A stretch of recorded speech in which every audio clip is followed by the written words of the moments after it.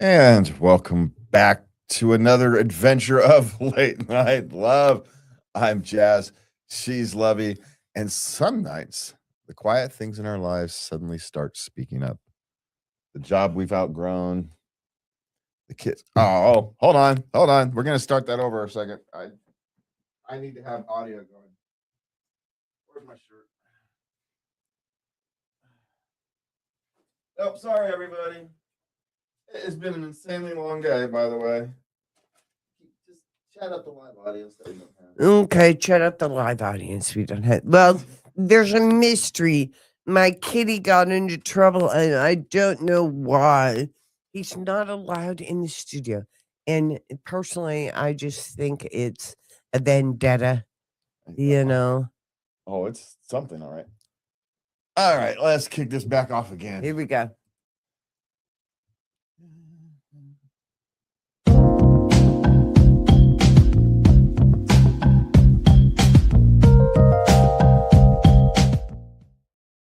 All right, welcome back to Late Tonight Love. I'm Jazz, she's Lovey. And some nights, the quiet things in our lives suddenly start speaking up. The job we've outgrown, the kids who notice more than we think, the relationships that feel tender in places we didn't expect. Tonight, we're sitting with all of it. From office politics that feel like kindergarten show and tell, to the ache of uneven parenting, to the messy, beautiful truth of loving people who don't always love us the way we hope. This is a night for honesty, gentleness, and maybe a little courage. So settle in, dim the lights, and let's talk about things we usually whisper. Maybe. Maybe. Yeah, so let's talk about this whole cat thing. So me and Anthony were sitting out here and enjoying a moment of adult downtime. So we say, sitting here chatting back and forth. And Cat was in here and climbed up on the computer and on this computer case in there. Uh-oh. Which he's not supposed to do. Because there's all kinds of havoc and cables and cords and whatnot. Not to mention that the thing exhausts upwards and he's sitting on the exhaust fan. So, well, luckily there's no side, so it's not that big of a deal. But on a normal computer, this would be a big deal. Anyway, because your cat is Mr. Skittish over here and flips out over Lord knows what, he's flipped out, jumped off the thing, knocked the computer down, broke it. Said I had to take everything apart and put it all back together again and for it to get working. And I've had a long enough day. So no, he gets to stay outside tonight. Poor kitty. Oh, poor kitty.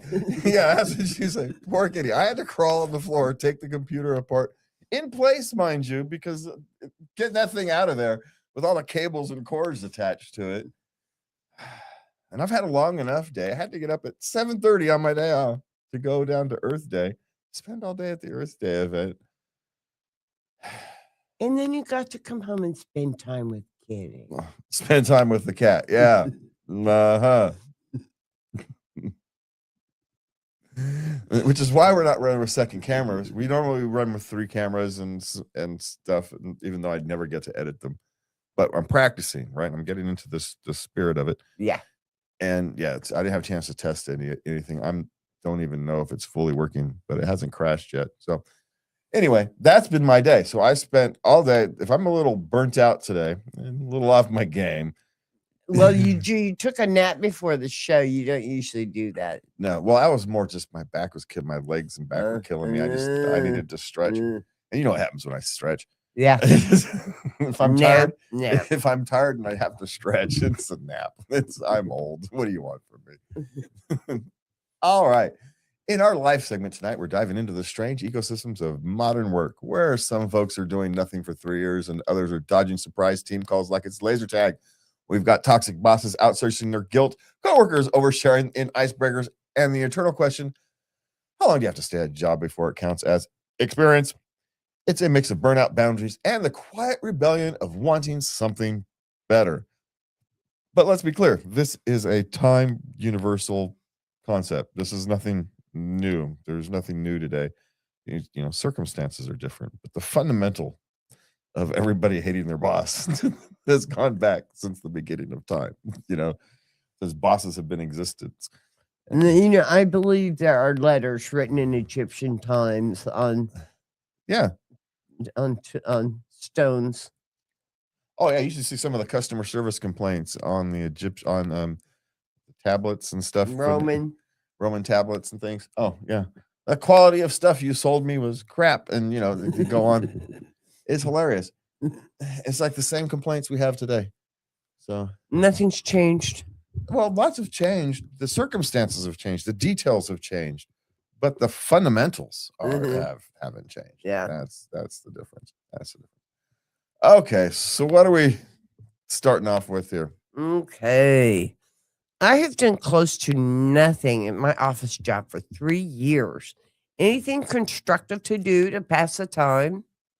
Well, yeah, your job. You're there for a reason. How have you gotten by without doing anything for 3 years? I don't know.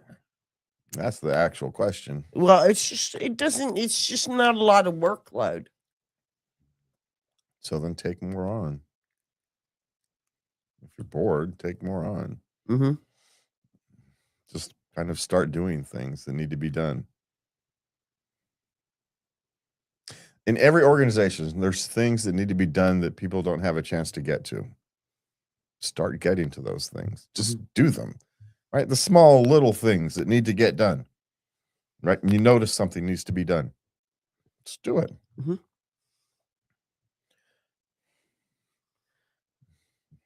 That'd be my suggestion. Occupy yourself, but also to make yourself more useful. Okay. So yeah, definitely. I mean, I can understand how, after 3 years, it's finally getting to you. Well, here's the problem. What happens if they realize that the job they have you in isn't a full-time job? Yeah. So you have to make it a one. Show some initiative. You have the opportunity to show some initiative. So I would show some initiative. Yeah. Other things you could do is you could, organize things a little bit better, become even more efficient while you have time to do it. Plan for the future, get ahead of things instead of behind things, do documentation of your job, the basic kind of things. You also would have the opportunity for self-improvement. You've got opportunity to do some self-education when you've got nothing else to do. Mm-hmm. So spend some time on career enhancements, career improvements. Just keep busy and as productive as possible. Do the little things is my genuine suggestion. Just start doing little things that need to be done. Okay. Copy your ad of paper, fill it up. People do actually notice the little things. They really do. I do. People notice the little things more than they notice the big things, oddly enough. So just start doing little things that help your coworkers, help your team become a better team. And that's the best way to, be noticed, oddly enough. Yeah. Yeah. Okay. I quit my job yesterday, and my toxic boss is having my only remaining coworker calling me, asking me how to do parts of my job. I don't legally have to answer, right? You don't legally have to answer no, but there are some things, like if they're asking you where this, important piece of paper is, and it takes you 30 seconds to send a text or something, okay, you do it. But no, you don't have, there's no obligation to spend, hours or even 20 minutes explaining things. But, if you are lax with where you put your passwords and things, and you've left some, some steaming piles of whatever, forget your boss. Think about your coworker for a second who's got to try to figure that stuff out. So, make sure make sure the passwords got passed around and all that kind of stuff. Just because you want to leave on your best foot. Forget them. You want to leave on your best foot. Okay. So, yeah, definitely. You really do. But do you have to go and sit there and walk them through their, your day of your job? No, you don't. But make sure people know what important documents are. Make sure that people know what, really important timelines are, and passwords. That's it. That's really it. Yeah. Yeah. And are you legally required to? Probably not, but we're not talking about legally. No, you're talking about you looking in the mirror. Yeah. Yeah. In 5 years, because you're not going to care for the next 6 No, months. you're not going to care. But But we're talking about future you. yeah, future you. Yeah. Okay. How long should I stay on a job just to put it on my CV and have experience? Well, okay. He's 19. This is the thing. At 19, they just want to know that you can show up on time and be dependable. But that's all that actually matters when you're 19. Yeah. They're not expecting you to have a whole bunch of relevant experience. They want to see, are you going to show up and are you going to be dependable? So what you want is the job to be at 19. You should probably still be working there, but sometimes summer jobs and things like that. You understand that. If you're young and you have a summer job, or you have jobs that only last Christmas season, those kind of things. Put those on there because those are valid experience. They show that you can show up and get on time. But hey, it was Christmas season. It was a seasonal job. Yeah. But they understand, it shows that you are able to be dependable, reliable. That's what they're actually looking for at 19. They're not trying to match experience. You're 19 years old. How much experience do you have? They know they're not finding experience. What they want is dependability. Yeah. Can you show up on time? Can you show up, looking like whatever it is the job requires? Different jobs. Some jobs require a suit and tie as kind of the uniforms. Other jobs can be flip-flops and shorts and a tank top because you're doing customer service in a call center and no one's ever seen you. No. Right? They just make sure you show up in the proper attire for that culture, that need, blah, blah, blah, blah, blah. So at 19, don't worry about it so much. Just worry about showing up on time and doing the best job you can. That's it. Yeah. But if you get fired because and at 19, that's a tall order. Yeah. And if you get fired because you are terrible at your job, don't put that job on your resume. Just don't put it on there. Yeah, you don't have to. Yeah. There's no requirement that you have to tell them every job you did. That's one of those things. You're not lying by omission on that thing. No. Because no one puts everything about their lives on their resume. No one's going to read it. So everybody's selective about what they put on their resume. Absolutely. When you're 19, you're not that selective because you ain't got that much to put on there. So just to fill things out, right? You've got to, but that's what volunteering is for. Yeah. Volunteering is actually a very good resume enhancer because it shows a couple things, right? It shows that you care about something other than yourself. And it also shows that you're dependable and you can show up on time for, not actually much money or none, but that you're motivated for other reasons. Yes. So it says, hey, this person can actually do work and they're willing to do work that they care about, at least on their own, without direct compensation. You do get compensated for volunteer work. It just happens 3, 4, 6 years down the road where the networks you're building and opportunities start showing up. That's where those things happen. So, okay. I'm 33 female. I'm afraid my husband is having an emotional affair with a coworker. Okay, so here's the question. What is wrong with your relationship that he is not coming to you for his emotional support? Now, here's the thing. He may not be having the emotional affair you think he has, right? Men and women have vastly different views on emotion and stuff. Mm-hmm. So your perception of the relationship does not make it reality. But if you are concerned about it, then you understand there's a flaw in your marriage at the moment. And the question becomes, what are you going to do about that? I take a different view on my partner in having work. I call them crushes.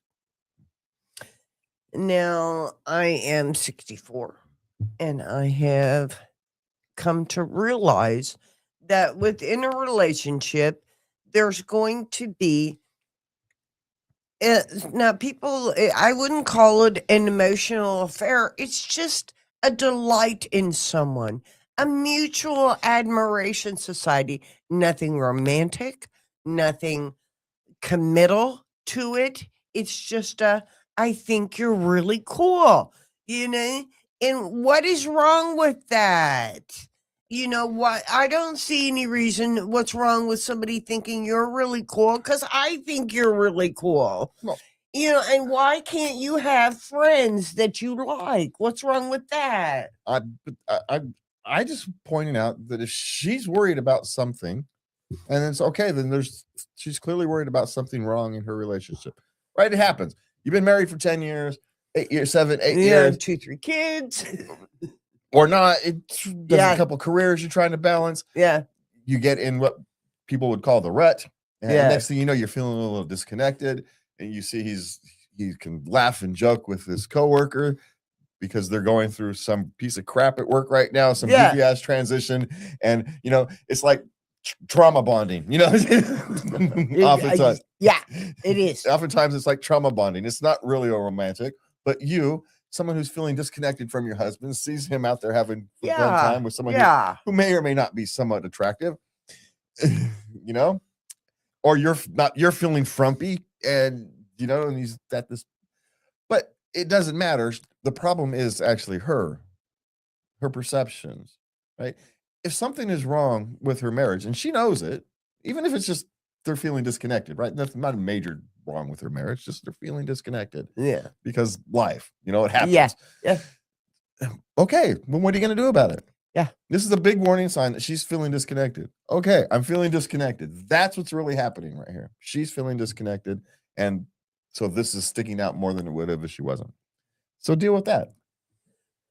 If you could find now that's one of the reasons why I like having this hobby with you, because we can connect. I learn more about you. I get to share my opinion, and it's a bonding time for us. So there you go. Do a podcast. Who cares if anybody's listening? Yeah. That's our answer to it. Just reconnect with your husband would be my suggestion. Start ways to start reconnecting instead of blaming people for humans, for being human. Instead of saying, "Hey, I think there's something wrong with my relationship," let's start blaming people for it. Let's say, "Hey, I think there's something wrong with my relationship. How do I fix this? How do I start fixing it?" Change your mindset. My suggestion. That's good advice. Okay. When did corporate meetings turn into kindergarten thank you circles? Well, it started back when they started giving participation trophies. This is the end result of participation trophies. This is the participation trophy kids have now entered middle management. The 40-year-olds. Yeah. And they're now in middle management and doing this kind of goofy thing. Because it's what they do. It's what they've done their whole entire lives. Why wouldn't they do it now? Everybody gets a trophy. And so now you got to spend 30 minutes of what should be a 45-minute meeting. A 15-minute meeting. Well, you switched it. No, they spent 30 minutes doing thank yous and circled things of what should be a 45-minute meeting. Right? So now your meeting isn't going to take 15 minutes because it was going to take 45. So now your 45-minute meeting is now an hour and a half. Oh, okay. Got it. An hour and 15 minutes or something, because that's going to take 20 minutes to end the stupid thing because you got to thank everybody for coming and, thank the Martians for not attacking or something. Who never knows what the latest wave of guilt trip stuff is. It's just I don't know, but that's what happened. It's the participation trophy thing has just reached the boardroom, and now you're paying the price with long, stupid meetings. Can we get to the point, please? Yeah, I'm with you. Can we get to the point? I will talk a million miles an hour like an auctioneer in a meeting to get this thing done with. Did you guys didn't catch that? Well, I'll send you all the stuff in the meeting. I'm out of here. You like meetings that much, do you? Well, they're my favorite. And the sad thing is my new boss likes meetings. My old boss hated them. And she'd avoid them at all costs. We just dealt with things as they came up. It was no big deal. new boss likes to schedule meetings and things like that. I get it. He's focused on different things. It's not really a problem. It's just an adjustment. And I'm not a meetings person. I like to just walk up to somebody and say, "Hey, I got a question. I got a problem. I don't want to wait till Thursday. Can I technically wait till Thursday? Yeah, this isn't really needed until next week, but I want to solve it now. I don't want to put it on a list and deal with it on Thursday. Yeah. So, all right, what is next? Anyone else not like sharing things about themselves during meeting icebreakers? Okay, so here's what you do. You have like 4 or 5 facts about yourself that are just banal, but interesting. Like my favorite one was I was raised on a non-working farm. And, because that's a little different, that's sharing something about me, but it's so safe. It's safe, How can anyone pick on that? Oh, see, I take the opposite approach. I maliciously comply. Hey, so tell me something interesting about yourself. I hate meetings. I think this kind of stuff is a waste of time. Okay, let's move on. You'd be surprised how effective it is pointing out how silly this is and how long it takes. And I'd rather be working, can actually change culture and behavior of people, at least when you're in the meeting. Because you can't go around the room if it's going to come to me and says, I hate the fact that we spent 20 minutes doing this at the beginning of a meeting. I've got piles of work to do on my desk. Can we get this done, please? That's what I want everybody to know about me. You can tell I love being meetings, and I love finding ways to not be invited, but in ways that are actually make you look good. I want to be working, not sitting here wasting my time talking to you. I know you people. I can just talk to them in the break room if I want to know you. I don't need a freaking icebreaker. Yeah, I'm not here. Oh, God, drives me crazy. We went to this conference, this big conference thing. And I was a speaker on it, right? Everybody else spent like 10 minutes justifying their existence on these panels, right? I spent no time justifying my existence on this panel. All right, yeah, this is in here. This is what we do. This is what I do, and this is why I do it. Boom, done. Let's get out of here. Let's give people the information they actually want, need. God almighty. Everybody else took twice as long because half their time was spent qualifying themselves. You're qualified because someone put you on the front of the room. That's the qualifying thing. You don't need to qualify yourself. You're there. The qualifying thing is you being on the front of the room. That's like in AA, okay, I understand if you're sharing at an hour meeting, you're going to do a 10-minute qualifying. But if you got 5 minutes to talk in an AA meeting, do you really need to qualify? That's why you say, hi, I'm an alcoholic. There's your qualifier. I am an alcoholic. I'm here. We don't want to hear your drunk-a-log. No, that's what your mentor. We did that. That's what your mentor's for. Sponsor. There you go. Yeah, there you go. They don't want to hear it either. Same thing, yeah, but they will. But they will. That's they don't want to, but they will. All right, what's next? My manager keeps calling me on Teams unannounced. How to stop it? He's your manager, and he's calling, and he's communicating with you. What do you mean stop it? He's doing his job. You may not like his style, right? Like me, I don't particularly like my boss liking meetings, but it's his decision, not mine. I adapt. Not that big of a deal. I just don't like meetings. I just like dealing with stuff differently. Mm-hmm. It's a preference. It's all right. Yeah, all right. Learning to adapt to other people's needs of communication is sign of intelligence. So adapt. Okay. Because how do I stop it? You don't. It's your manager. Well, I got hair in my mouth. Anyway, well, here's the thing. If he is calling you about you continually screwing up, well, stop screwing up. That's how you stop it. So it depends what he's communicating about. Let's be honest. Can you look in the mirror? Is he communicating with you because you're a screw up and you mess something up again and he's having to have call you to fix it again? Or is he calling you because, hey, the Jones file just been updated. We've got a new sales. I need you to make sure the pipeline gets. Is he passing you on genuine information? And he doesn't like sending emails. He prefers phone calls. Yeah. And he prefers phone calls. You're just going to have to deal with it because that's your job by definition.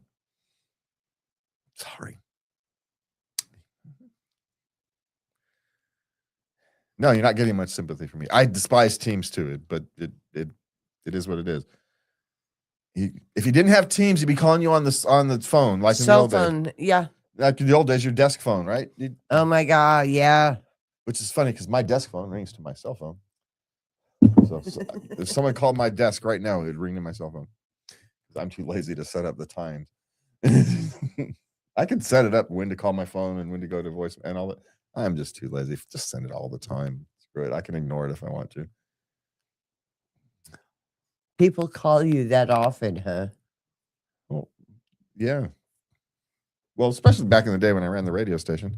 Yeah. But even now, and this summer's going to be crazy because all the filmmakers, I'm their contact. And this is going to be great. This is going to be great. I'm leading the blind on some of this stuff.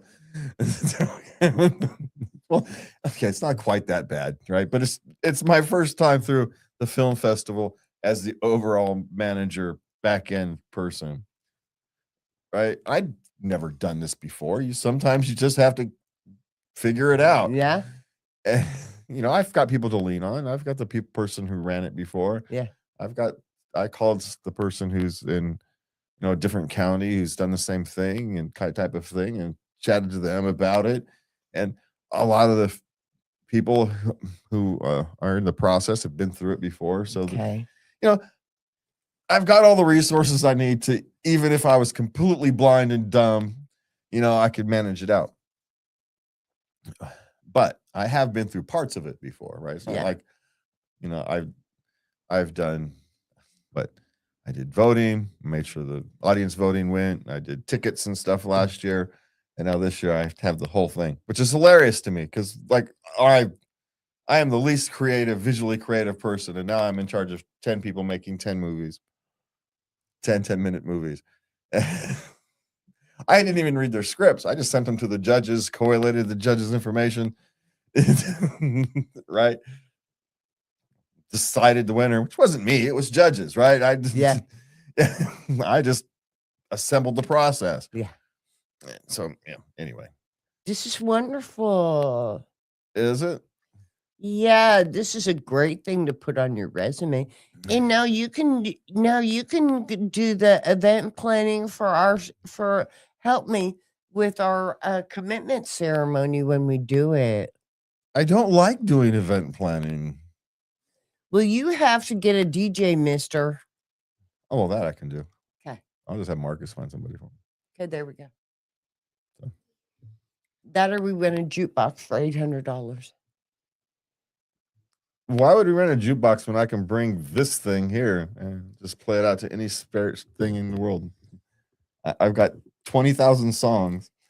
I could just quite literally random play my playlist. Yeah, but we need a microphone and the speakers and everything. Gee, it's too bad I don't work in media. And oh, really? See, this is shaping up nicely. Okay. We'll have to talk more about this later. Uh-huh. Sure thing. All right. That's it. Work doesn't define us. That went off the rails. Work doesn't define us, but how we navigate it can shape us.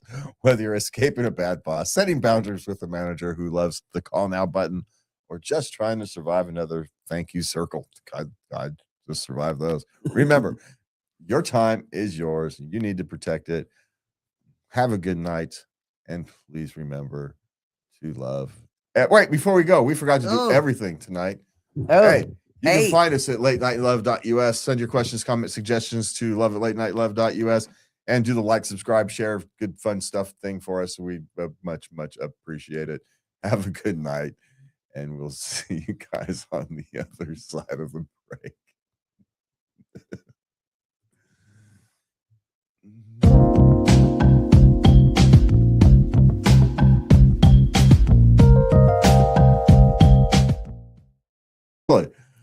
And how's your chat GPT guy doing on that? No, well, I'm not really working on it right now. I had the idea. I had kind of a rough outline. Conceptually, you're thinking of it. Okay, cool. Conceptually, cool. I'm thinking of it. Cool. Okay, are we ready for the next? I'm trying to make this something you will actually look back on fondly, and not something that you had to suffer through. I am doing this for you, not for me. So that ship has sailed a long time ago.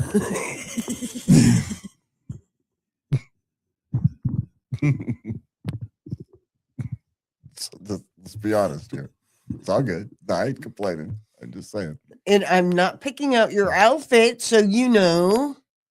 No, I'm just getting a nice version of that. You can wear anything you want. I'm just getting a nice version of that. And I'm wearing a $34 rockabilly dress. Oh, so my $80 tux might be fine? Yeah. Except it doesn't look very nice. I suppose I could get it fitted. I'm spending more money on my hair than I will on my dress. Oh, well, I forgot to count about that. I don't have to spend any money on my hair. All right, let's get started before I get in trouble.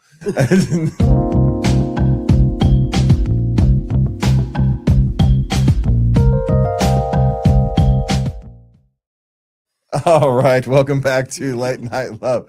I'm Chaz, she's Lovey, and you can find us at latenightLove.us. You can send us your questions, comments, suggestions, etc. to love@latenightLove.us, and do us a favor and hit the like, subscribe, share, fun things, all that good fun stuff that people, don't like to do, but people like us like you to do it. But in tonight's love segment, brings us into the living rooms and minivans of real families trying their best. We're talking blended households, uneven parenting, teens testing boundaries, and the heartbreak of watching a parent decline. We are also touching on the big modern questions: phones at 13, diamond studs at 16, and the extracurriculars that seem designed for people who don't work full time. It's messy, it's emotional, it's real love in real life. Ain't that the truth? Yeah. Let's just jump right into it. All right. Okay. This one, we know about this one. I overheard my kids talking about uneven parenting between me and my husband. How do I handle this? Blended family. Well, we got the jump on this, and when we got together, and we did what we called it, not my DNA. If it's not your DNA, don't parent it. Yeah, that's now that also works the other way. When if your kids came to me with an issue, I'm like, hey, you got to talk to your dad. And Tira, my youngest, when we moved in, I mean, she just straight up looked you in the face and said, you ain't my dad. Which is funny, because by the time she moved out, it was vastly different. Oh, absolutely. It's all good. You have every right to feel that way. That was always I'm not here to replace your dad. What are you talking about? That's all right. It's not. It was clearly not really aimed at me. Yeah. It was not personal. I mean, it was aimed at me at the moment, but it wasn't at the same time. It wasn't personal. It wasn't really about me, the human being. It was about me as a concept. Mm-hmm. And how can you take offended about that? Actually, what was really going on, she had lost a dad figure a couple of years before he had died tragically. And she had put up a wall. I'm not going, and her biological father had passed away years before. So she had put up I'm not going to attach myself to any man because he died. So because he dies. So she actually liked you, and she didn't want you to die. So she didn't. So in her mind, if she didn't attach herself to you, that would keep you safe. Yeah, I know. Me almost dying in the hospital thing really flipped her out. Yeah, it really did. So, yeah. But that's a 15-year-old brain. Yeah, it's perfectly reasonable for a 15-year-old brain, right? Yeah, it is. It was You had warned me about it, so I was prepared. And I've got a strategy for that, kind of a built-in, pre-built. You don't fight ghosts, and so you let them exist. And the nice thing about it is if you let those kind of ghosts exist, then once they're comfortable, they don't show up. Ghosts only show up when they're uncomfortable, where they're needed. And if you don't fight them, you don't, you can honor. And in this particular case, you honor her ghosts, and it's even better. Yeah. So just no, it's fine. I'm not here to do any of that. I like your mother. That's yeah. So that was but let's go back to the question. Let's actually answer this question. Yeah. Uneven parenting. Here's the thing. If even parenting is unfair parenting, because every child needs different types of parenting. And so if your attempts to have even parenting is actually, quite frankly, unfair to every single child because they're not getting the parenting they need. So proper parenting will be inherently uneven.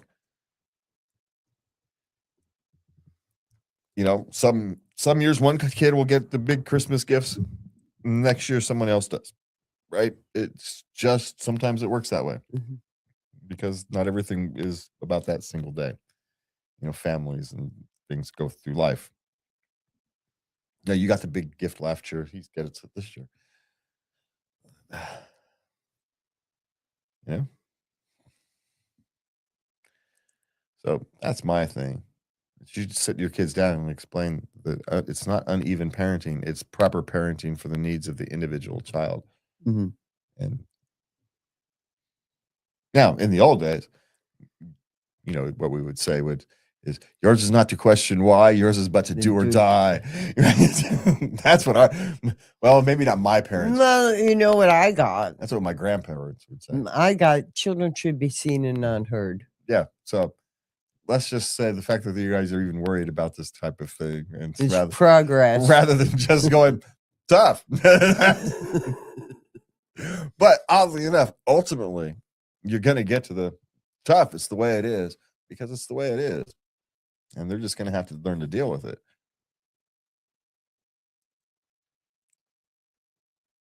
Just pointing out. You want everybody to be treated the same. Yeah. Yeah. Well, they don't need the same treatment. Okay. So. Well, that's hard for, a 12-year-old to understand. No, it's hard for a 7-year-old to understand. A 12-year-old can understand it perfectly.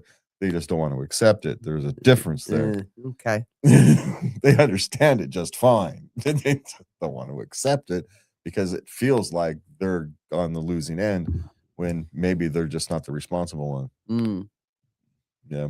They're comparing themselves to what their 14-year-old brother can do. And guess what? He's 14, you're 12. He's going to do things before you. Yeah.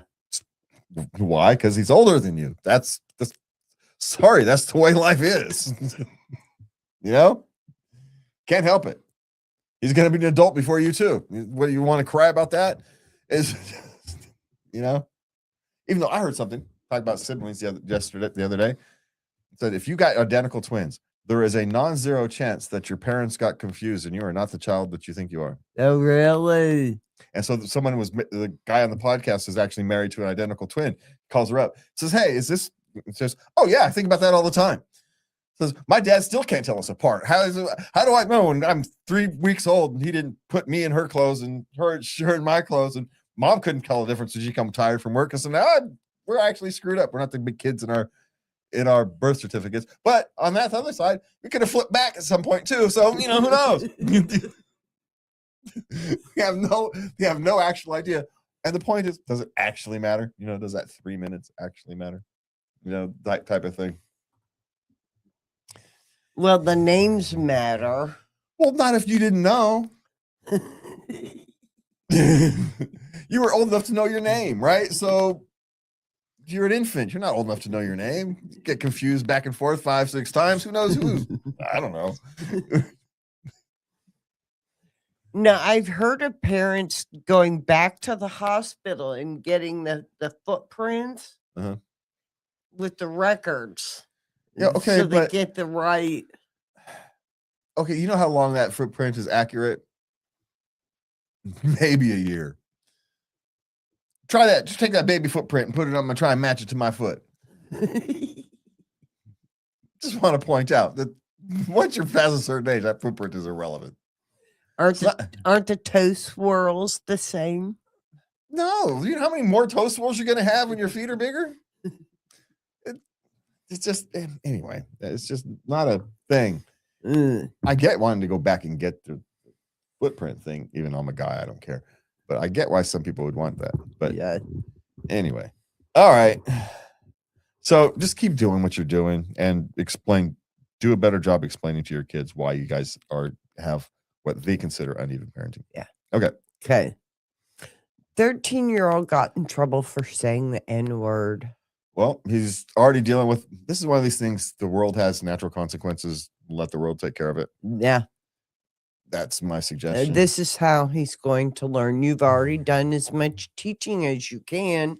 Now the world will have to reinforce that. Yeah. His consequences are already happening. You don't really need to do all that much, except don't excuse it, right?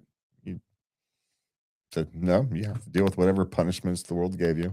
I'm not going to take you for ice cream over it, or whatever you do. Sometimes when kids gets punished, if the punishment's a little harsh, you try to soften it. There's no softening this one. You just let it happen. So, yeah. I'm assuming it's a 13-year-old boy, probably goofing around with his kids. Probably was not meant in anger, so to speak. But it doesn't matter if there's some things that just, He was goofing around with his friends and somebody overheard and took offense. Yeah. Of course, if people minded their own business and wouldn't be paying attention to what people do around their own friends, it's the thing. It's one of those questions where you should probably just mind your own business in these types of issues. A bunch of teenagers jack into each other. Talking smack. The things we said on the basketball court back in the days when I was a teenager. Make sailors blush. But part of the thing is you're just trying to make your guy laugh, right? Because if you can get him to do something other than pay attention to, right, you've got him. Doesn't matter if it's in his head, if he's laughing, whatever. So you're throwing jokes, you're throwing insults, whatever you can come up with to distract them. That's it. Because all you need is a split second to get around them. So anything you can do, if you got them laughing, you've got that split second. Y'all are devious. Yeah. Mighty hunters is what that's all about. That's the hunting skill. Partly, yeah. Showing off eons of evolution. Who knows what the talking smack to your friends is, but it comes up being strategy at some point. Yes. Yeah. In certain situations. Yeah. This is why we as guys, we do this all the time. We don't take it personally. Men, we can lie to each other, insult each other, demean each other all the time, not take it personal, and it's fine. Women, right? They pretend, they lie to each other all the time. Oh, yeah, she's sweet. Then the moment they close the door, that guys will rail them. Bless her heart. It's the nicest thing you guys will say about them.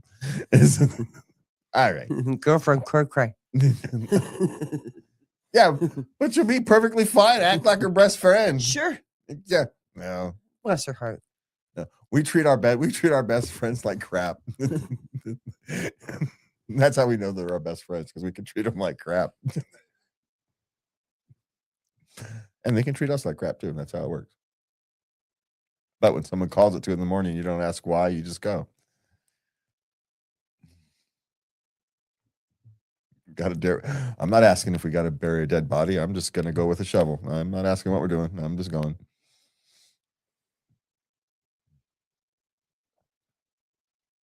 What, you never have friends like that? Well, we want to know why.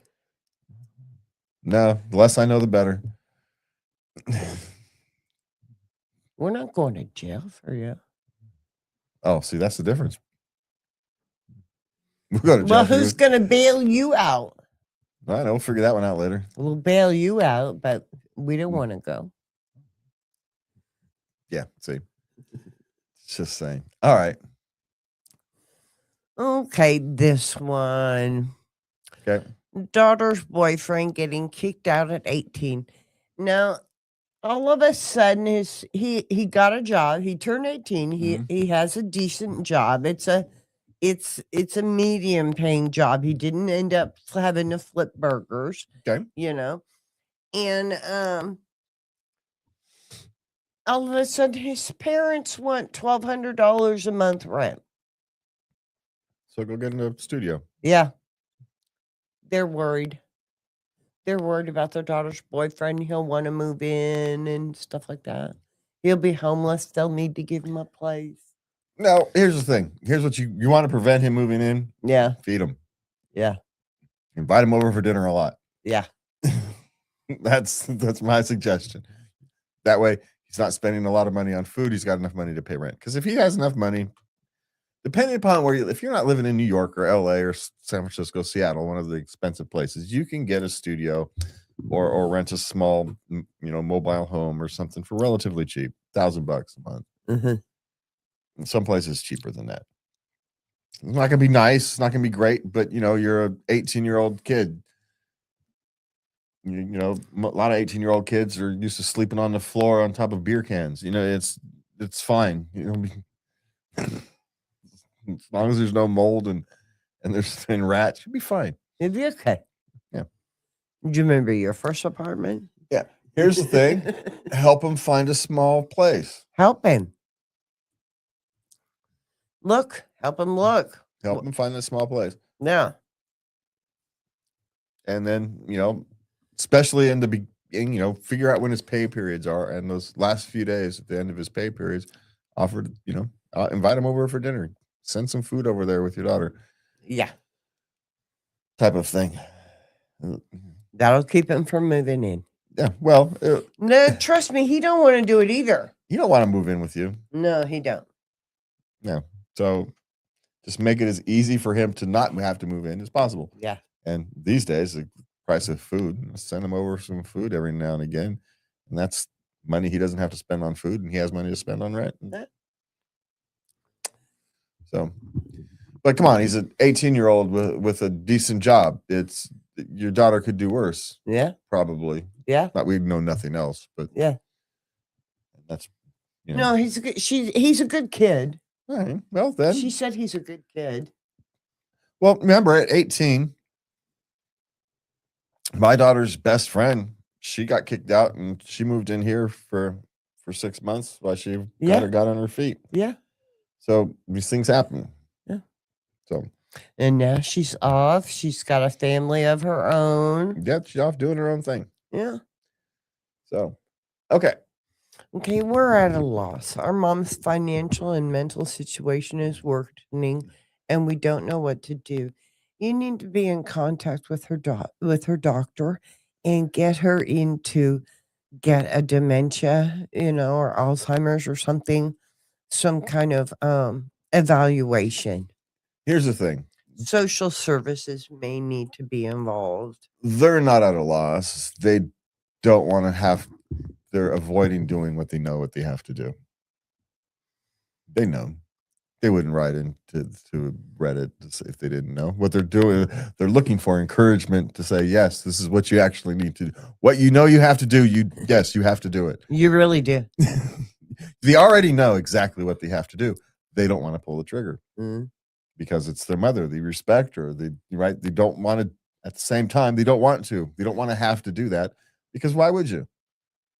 But at some point, someone needs more care than they can provide for themselves or can be provided other ways. And so the responsible thing to do, as emotional and devastating as it is, it's the right thing to do. No one wants to send their parent to a home, even when it's the right thing to do. But those are the people who took care of you your entire life. You want to be able to take care of them. You want them to end their lives with dignity and all this kind of stuff. At home, we understand that. But that's. But when their safety is concerned, I mean, you don't want a tragedy to happen to your mother in her home. Yeah. So you know what you need to do. Just understand that we and I'm assuming most of the people who are responding on Reddit are telling you is it's okay.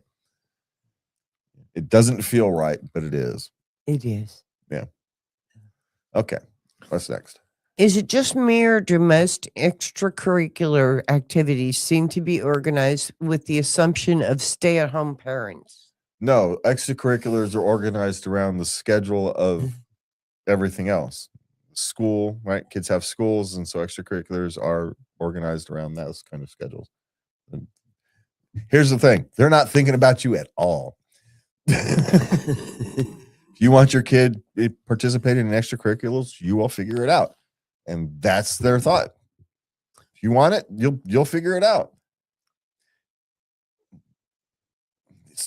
There's no other way to say that. They're not thinking about you as your parent at all. They're thinking about, how do we mechanically fit this in, logistically fit this in with the school systems and classes and all the various other moving parts. And, if people who want to participate, we'll make it work. Now, here's the thing. Back in our day, we had guys going to football practice. Parents didn't take kids to football practice. They just went to football practice. Yeah. You'd see people walking down the street carrying their football pads to football practice in the summertime. Yeah. And now I guess parents go. You go to a baseball game now, the stands are full of parents. You would go to a baseball game when we were kids, the stand was full of students. Parents, there were no parents there because they were working. And here's the thing. We turned out actually fine. Because we also didn't have a bunch of parents yelling and screaming at umpires. Yeah. We didn't have a bunch of parents yelling and screaming at players because, God forbid a 10-year-old misses a ground ball. You know what I'm saying? Yeah. We didn't have any of that because the parents weren't there. The coaches got to coach, players got to play, and their friends got to watch. That's what happened. And we've ruined that by actually having too much parental involvement. And here's the thing. There was always a parent or two around, right? It's not like there was no parents there. There was a parent or two kind of as an overseer or whatnot, making sure the coaches were behaving themselves, type of thing. There was always the one or two, usually a mother and a father. So, one mother and one father. Oftentimes the father was, an oil worker or something. He wouldn't always be there because he's 3 months home, 3 months out at sea, type of thing. And so you get these kind of goofy things where people have odd schedules. Or the stay-at-home mom would come to every practice and, do her knitting and stuff and whatever. Sometimes I think she was just bored. But these are the type of things that happened for us. And nowadays, parents are ruining extracurriculars. So here's the thing. Just send your kids off. Let them figure it out. They can go with their friends. It's organized already. Yeah. They don't. Yeah, but the extracurriculars aren't organized with the assumption of a stay-at-home. But they're not even considering parents. They're not. Because if they tried to put consideration of parent schedules in there, it would not be possible to do it. No. Because there's too many parental schedules. Yeah. So you have to adapt to it. It's just the way it is. Okay. My 13-year-old wants a phone. They're concerned about safety on the phones. I get it. I disagree with it, but I get it. The safest way for a teenager to be safe on the internet is to learn how to use it properly. And you can't do that if you shelter it from them.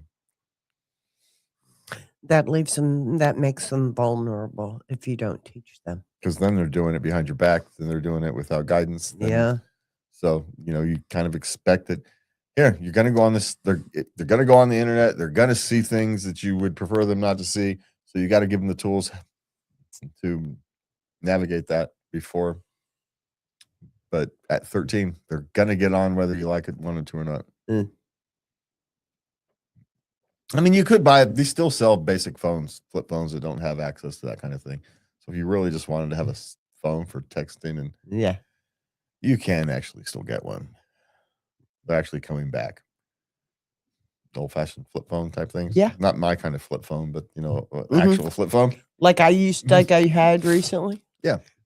Well, so you can do that. I mean, for connectivity type thing, but I'm different than a lot of people. I did not put any guardrails on my children's behavior in the internet, and this is back in the wild, wild west days of the internet. I just felt it was going to be counterproductive. My kids were already. I remember one incident. Now you had your daughter who was a little younger on the internet, but you had her brothers were watching over her internet use. Yeah. And they reported on it, hey, this guy is weird, and he's older, and you came down like a freaking ton of bricks. Well, it's because she was doing what she didn't know she wasn't supposed to. She knew she wasn't supposed to. Yeah. So that's one of those things. But my unrestricted use of the internet wasn't the cause of that. She would have found a way around any restrictions. Oh yeah. I would have just created hackers out of my children. Which in retrospect, maybe I should have done.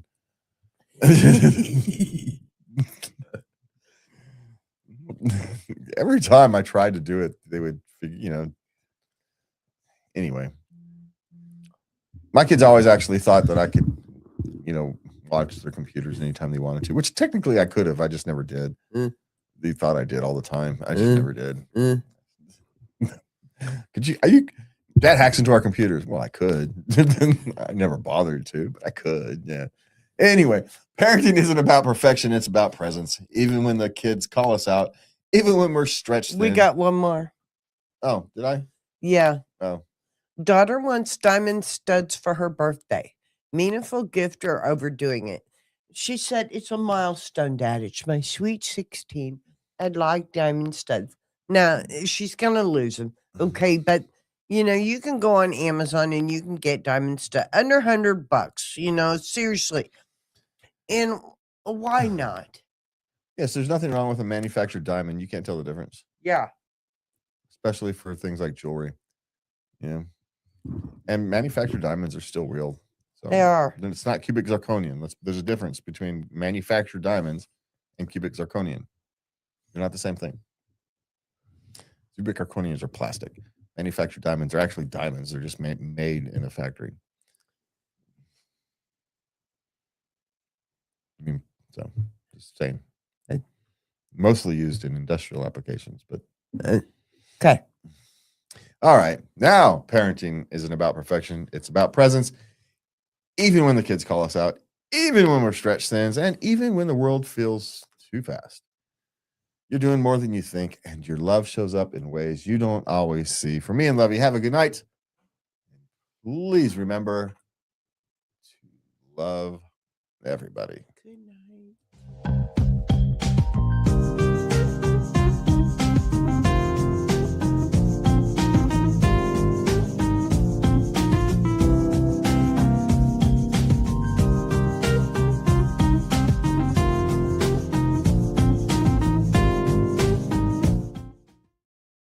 And welcome back to Late Night Love. I'm Jazz. She's Lovey.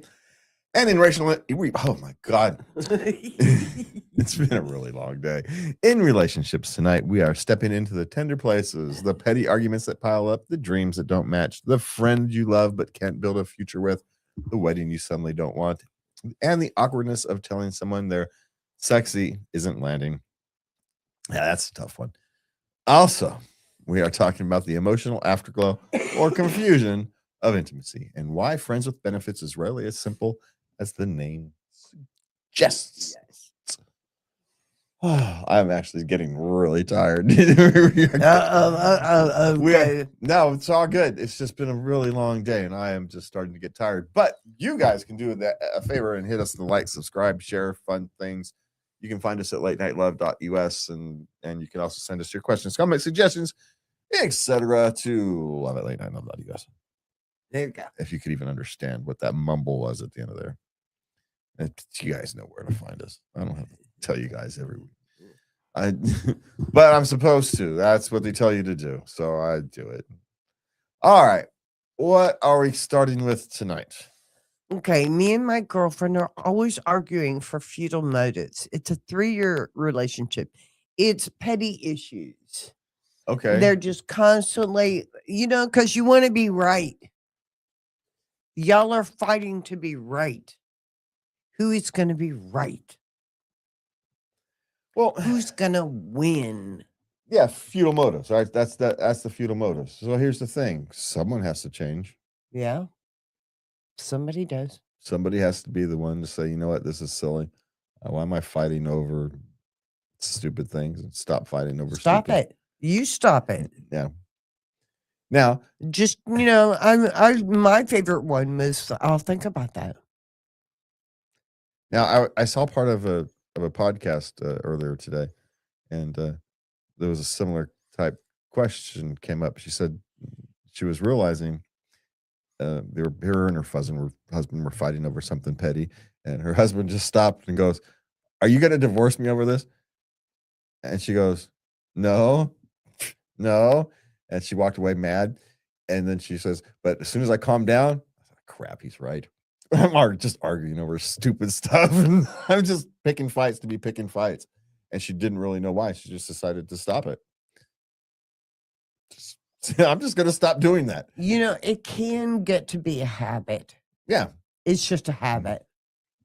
It becomes you're arguing over things because, one, you're keeping score. Yeah. And so if you start keeping score, you want to start marking your scorecard, right? Yeah. You want to start get some hash marks up there. You want to start winning more because, you make mistakes. And so you want to make sure your tally is high. Yeah. And so throw away the scorecard.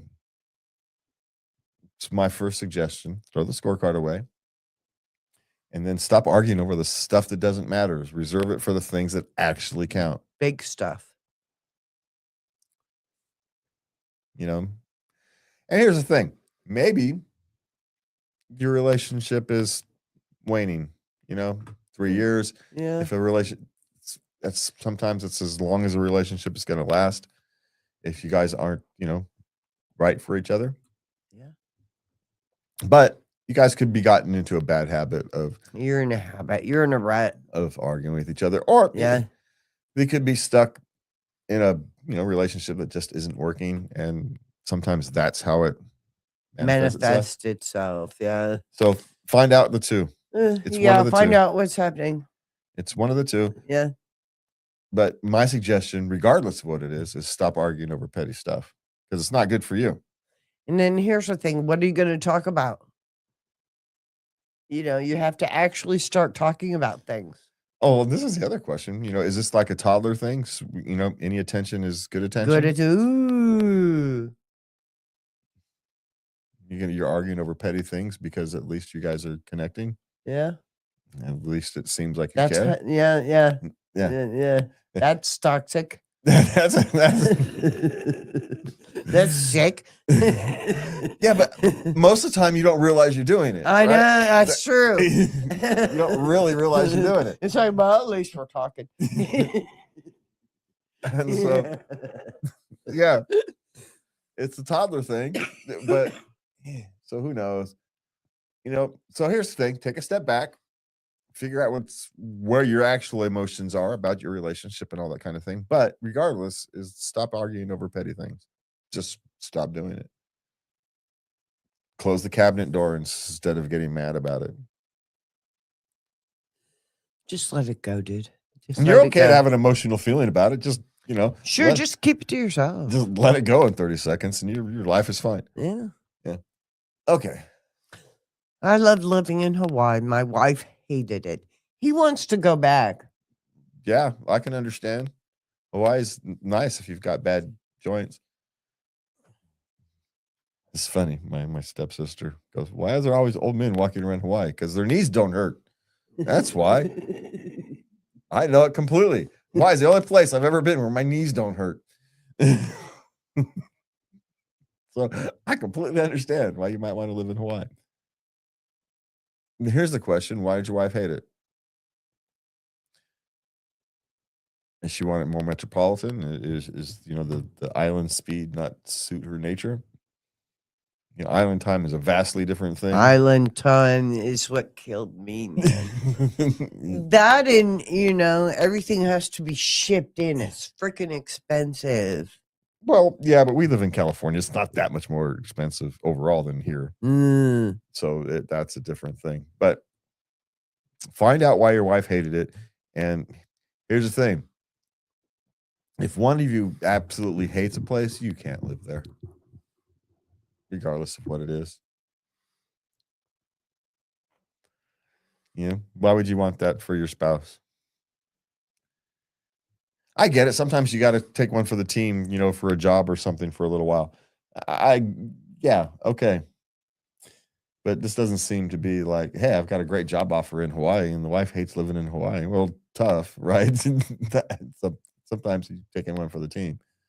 And, the horror, you have to take one for the team in Hawaii. You're not going to get much sympathy from the world on that one. No. Even though I can get it, right? You're on, maybe in Honolulu, maybe someone wants some metropolitan, or maybe in Honolulu, you can pull it off and feel the same way, but nowhere else in Hawaii can you get the metropolitan feeling. No. It's even in Honolulu, it's quasi metropolitan. It looks metropolitan, but somehow it's not. It's not. It mimics it. It kind of looks like it. It's got the facade of a It's metropolitan. got the facade, but the laid back is still there, dude. So I don't know what they do not got the hustle and bustle down.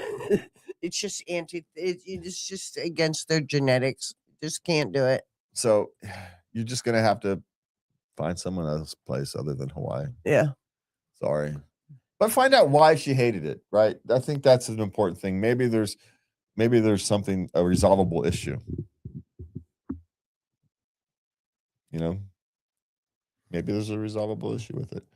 Maybe it's she hated where she was vacationing, but she might be fine living somewhere else. Different islands are different. Yeah. Maybe she visited Honolulu and didn't like it, but she'd be fine on the big island. Yeah. Or maybe they visited the big island where it's relatively rural and she'd be fine in Honolulu. And you guys can make compromises. But Amazon is still going to take 2 weeks. Once you adjust to island time, it's just island time. You stop expecting things in 2 days, it doesn't become that big of a deal. We're spoiled, right? We get stuff the next day if we really want it. Same day sometimes. Yeah, if you'll pay a little extra, you can get it same day without even leaving the house. Sometimes I can get same day for free. Yeah, if you spend enough. So, yeah. If you spend enough, you can get same day for free. Yeah, you can't do that. Well, you can. They might have it in stock, but if they don't, you have to wait for the next boat. I mean, you could have it flown in and pay for that. Yeah. Yeah. Hopefully it's light. It's small and light. All right, what's next? All right. This one. In love with a friend, but she's got 2 major red flags, which are non-negotiable. TL and DR. What I don't know what that means. Should I let my head overrule my heart? I don't know. We should look up what TLDR is. Well, let's find out. Let's see what that means. It's one of those things I would probably know it on a different day. What was it again? TL space DR. Too long, didn't read. Oh, well.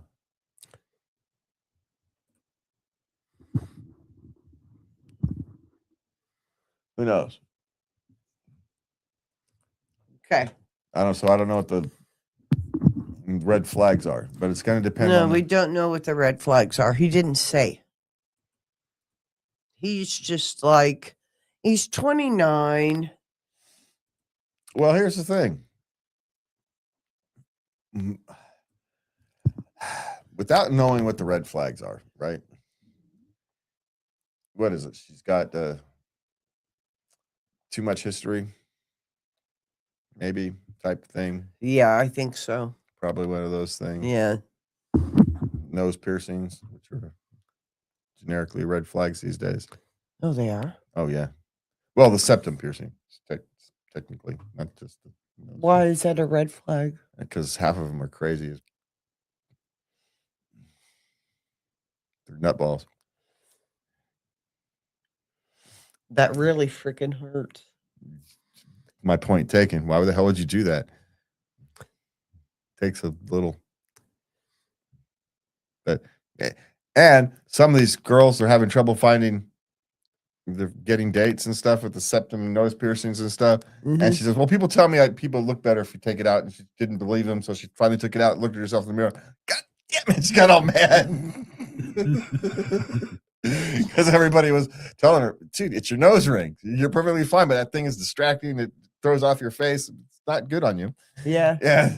And she didn't want to believe it. She finally took it off because she was frustrated one night, right? Not being able to get a date, went out, wasn't able to get a date or whatever. And so she cut it off, got all frustrated. She took it out, looked in the mirror. Damn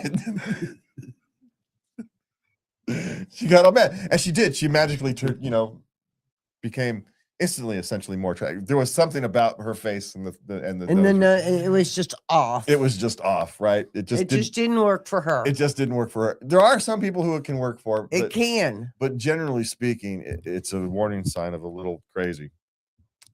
Just saying. You have to be a little crazy to stick something through your nose right there. Just saying. Of course, in the 80s, we burnt holes through our septums with, well, not me, but others. That happened in the 80s. Just saying. All right. Oh, we never really answered the question because and we never really answered the question. This is a tough one. Well, geez, I don't know. Here's the thing. No, knowing me at 29, I would have went for it. I would have. Well, here's the thing. It's gonna depend. Is she generally past whatever stage she went through, and is now more acceptable? Does she even want you? Ha! There's the other one. You're sitting there. You're in love with your friend, but doesn't mean she wants anything to do with you. Didn't say that. Yeah. Didn't go there. Yeah.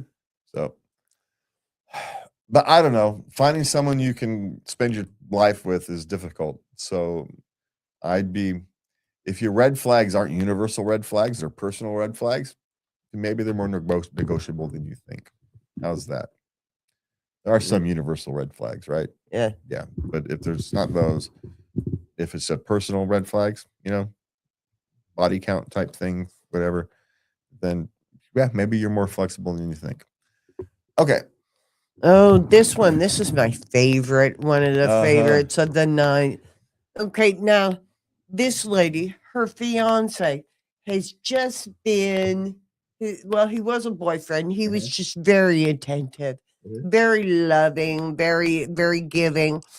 He proposed to her in the most romantic way possible. And she's just overjoyed. And she wanted this for so long. They're just so in love, and they're good together. And he asked her, he says, "Okay, where do you want to go for our destination wedding? We'll take the whole family." And all of a sudden a flip switched. Usually she's over the top. And she's all in for this kind of thing, right? Yeah. But a flip switched, and she's like, "I just want to go down into the courthouse with him and have a very simple reception with family laughter." Yeah, there's nothing wrong with that. She said, "What happened?" Nothing. Nothing. Nothing happened. You got what you wanted, sweetie. Yeah, this is what you really wanted. You just wanted him. Yeah, here's the thing. All that stuff that you're really on in for, it's fun. But then the minute you got, okay, do I a destination wedding, all the planning, all this stuff, I really don't want any of that. I just want to move on with my life together, right? I don't need any of that. I don't need the pomp and circumstance. I just need our life together. So, maybe there's some subconscious random numbers and stuff. That's just overly expensive. That's stupid. So now you get to have a destination honeymoon instead. Think of it that way. Maybe not. Maybe the honeymoon is next year, right? Maybe it doesn't have to necessarily be this year. But so spend those resources on the honeymoon or on starting your life together. But yeah, it's a rational decision, even though I don't think it was. I think from a man's perspective, it's a very rational decision. I don't want all that stuff, blah, blah, blah. But I believe this is actually an emotional decision for her. She didn't want to deal with all of it. Maybe instinctively, maybe she didn't think about it, but all the hassle and stress and forget expense, just everything else about a destination wedding, planning it and getting all the, forget it. I don't want to do that either. Who would actually want to do that? I think that could be it.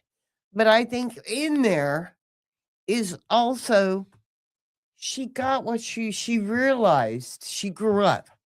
She realized she's really getting what she wanted, what's important. Yeah. Which is in their life together. Yeah, that's what she really wants. That's what she wants to hear the vows. I can relate. I want to hear the words. Said to me, I get it. Go down, do that. Yeah. You know, that's where her romance is encapsulated in those exchange of vows.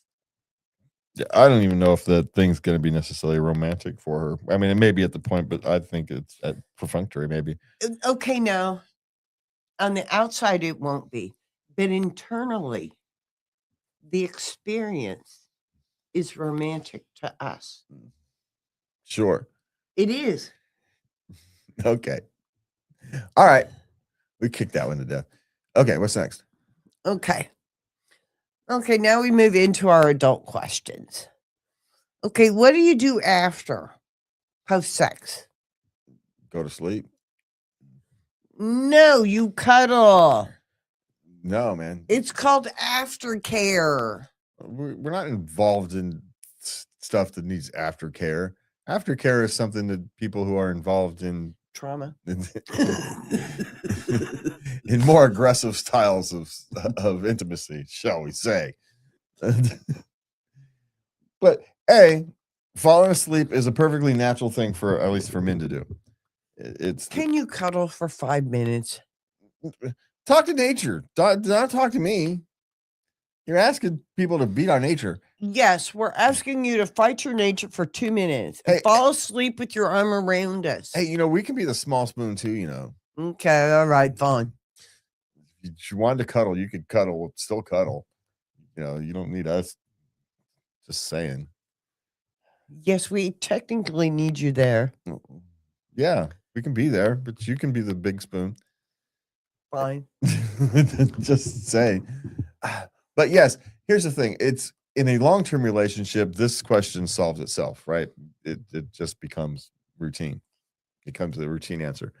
Now what to do after, like a shorter term relationship, the big first few times type thing.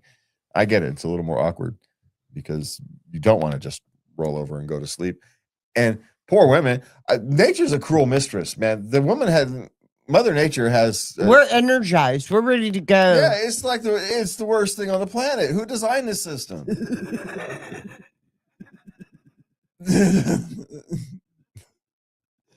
This is the dumbest thing we've ever seen. It's God said, haha. Yeah, it's a big joke. That's something I would do just for fun. Let's fuck with them. It's just... They'll have a lot of fun, but they'll have to pay. Yeah, exactly. What? Yeah, because they're both going to want completely different things afterwards. Yeah, it's going to be great. They're going to fight over it. It's going to be awesome. This is stupid. But it is what it is. So it's the early part of the relationship where that's a thing you have to navigate. After it's become a routine event, then you kind of have your system all set your up. routines. Yeah. And you're not so much worried, right? Because you already know what the person thinks about you and all those various things. Yeah. They've already seen your post-coitus hair and all that kind of stuff. And Near orgasm phase. Yeah, so it's not that big of a deal. Nah. So just in the first few times, try to stay awake afterwards is my suggestion. Yes. After the 6th time, then you can go back to sleep. Okay. Okay, here's an age-old question. Let's see if we can tackle it. Friends with benefits. Why is it so complex? It's called feelings, buddy. Yeah, it's called human emotions. And well, we could actually get technical. God, what is the hormone? God, I am so tired tonight. I can't even think of the hormones. All kinds of no, those are pain pills. Okay. But anyway, there's all kinds of hormones. There's all kinds of hormones that get floated around when you engage in relations with another human being. and those hormones are designed to create an emotional connection between those two participants. Because there may be a child coming. And so that makes things complex. Yes. Yeah. So it's called hormones. And then you get anytime two people have any type of relationship, and even a friends with benefits is still a relationship. It is. You still have to navigate it. Is more complex than you would like it to be. Yeah. So sorry. If you want a non-complex, relationship, you're gonna have to pay for it.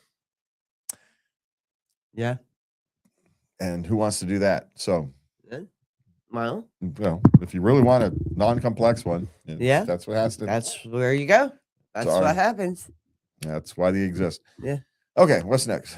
Last question. Wait, did we just recommend them use a lady of the evening? We said if that is what your mental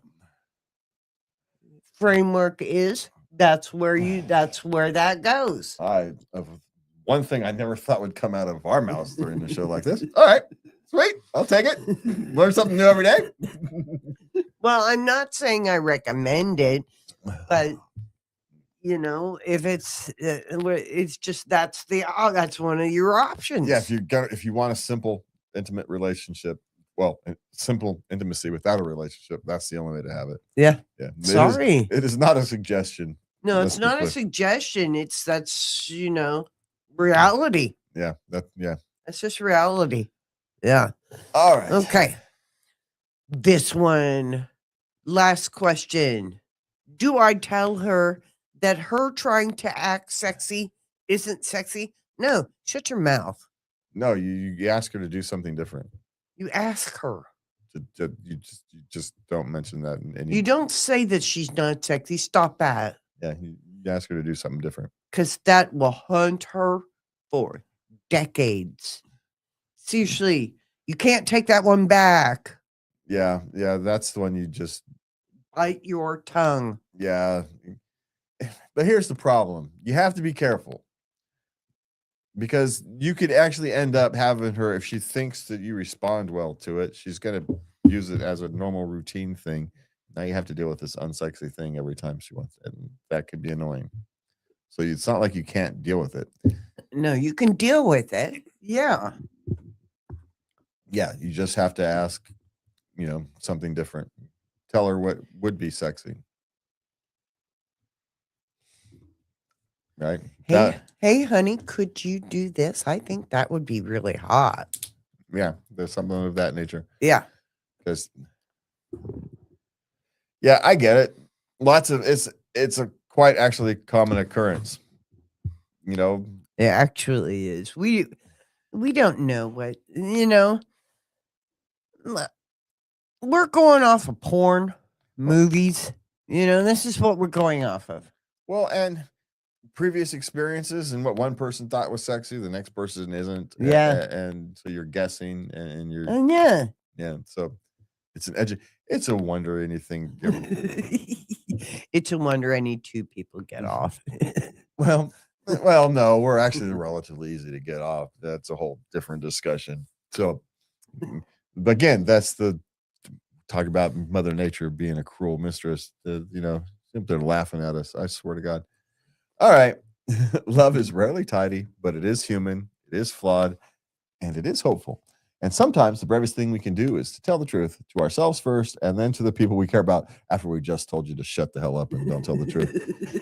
God, this went well. As we wrap up tonight, remember this. You're allowed to grow, to question, to change your mind, to want more, to want less, to want differently. Life, love, and relationships aren't linear. They are lived in loops, spirals, and soft returns.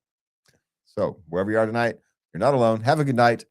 And please remember to love everybody. Good night.